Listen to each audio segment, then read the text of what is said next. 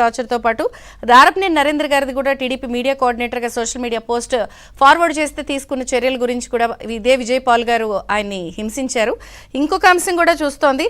అప్పట్లో senior journalist Ankababu గారు అలాగే ఇంకొక జర్నలిస్ట్ని కూడా ఇలా చేస్తే వాళ్ళు కూడా గ్రూప్లో రాశారు. ఒక స్టేట్మెంట్ కోసం అంటూ హైదరాబాద్ నుంచి ఇదే విజయ్ పాల్ గారు బలవంతంగా విచారణకు తీసుకెళ్లి చెప్పేది పూర్తిగా వినకుండా తొడల మీద తాగుతున్న వేడి నీళ్లు పోస్తానని బెదిరించారంట. అంటే ప్రతి ఒక్కళ్ళని దాదాపుగా ఇలాగే చేశారు అన్నది మనకి ఒక్కొక్క ఘటన బయటకు వస్తుంటే అర్థమవుతుంది. సరే, చర్చ ప్రారంభిద్దాం. టీడీపీ నుంచి బ్రహ్మం చౌదరి గారు, నమస్తే. బ్రేక్ఫాస్ట్ న్యూస్కి స్వాగతం. ఈ నెల 13వ తేదీ కూడా విచారణ పిలిచినప్పుడు ఆయన నాకు తెలియదు, గుర్తులేదు, మర్చిపోయా, ఆ రోజు ఏం జరిగిందో నాకు తెలియదు అని అన్నారు. సరే, ఇప్పుడు మొత్తం ఆయన వాదనలన్నీ జరిగారు. ఏం జరిగింది ఆ రోజు ఏంటని 1 to 1 మొత్తం టైం లైన్ అంతా చెప్పారు. సో ఇప్పటికైనా సరే ఈ దమనకాండలో ఎవరైతే పాల్గొన్నారో అసలు ఎవరు చెప్తే చేశారు ఇవన్నీ బయటకు వస్తాయని అనుకుంటున్నారు. ఇప్పుడు మీ ప్రభుత్వం ఉంది కాబట్టి అరెస్టులు అయితే స్టార్ట్ అయ్యాయి. విచారణలో వస్తాయా బయటికి? విజయ చంద్రిక గారు, మీకు అదేవిధంగా ఏబిఎన్ ప్రేక్షకులకు, టీవీలో డిబేట్లో ఉన్న కో ప్యానలిస్ట్ అందరూ కూడా శుభోదయం.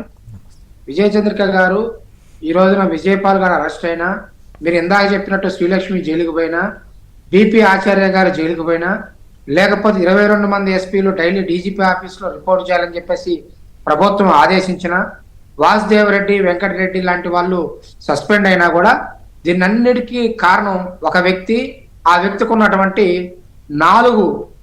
నాలుగు అంశాలు.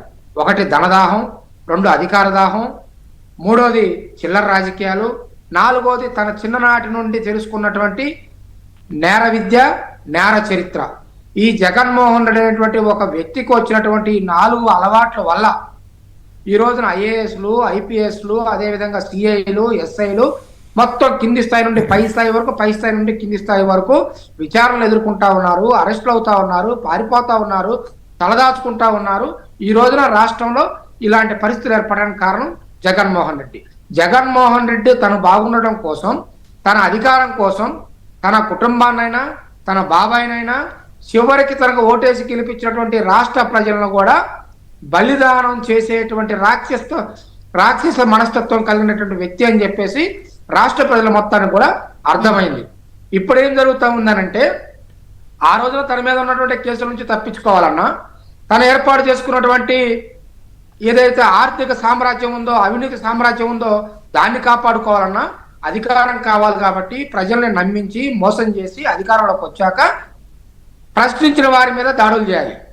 ప్రశ్నించిన వారి మీద దాడులు చేయాలి అంటే ఒక పక్కన పోలీసులు, ఒక పక్కన సోషల్ మీడియా, మరో పక్కన నేర చరిత్ర కలిగినటువంటి వాళ్ళ దుష్ట చతుష్టయం, ఈ 3 ప్యారల్గా నడిపించి అంకబాబు గారి మీద, అదేవిధంగా రంగనాయకమ్మ గారి మీద, డాక్టర్ సుధాకర్ మీద ఇలా చేసింది కాకుండా మీ party media coordinator post forward చేసినందుకు ఆయన్ని బట్టలు కూడా తీశారంట. ఆయన ఎన్నో సందర్భాల్లో నరేంద్ర, అంకబాబు గారు, రంగనాయకమ్మ, బీవీఆర్ చివరికి వాళ్ళ పార్టీ వారిని సమాజంలో ప్రశ్నించే వాళ్ళు కొత్త వాళ్ళు ఇంకెవరు బయటికి రాకుండా ఉండాలంటే తన సొంత పార్టీకి సంబంధించినటువంటి పార్లమెంటు సభ్యుడైనటువంటి రఘురామకృష్ణరాజు గారిని కూడా తన పుట్టినరోజున హైదరాబాద్ నుంచి తీసుకొచ్చి గుంటూరులో సిఐడి ఆఫీసులో చిత్తగా వాదారు.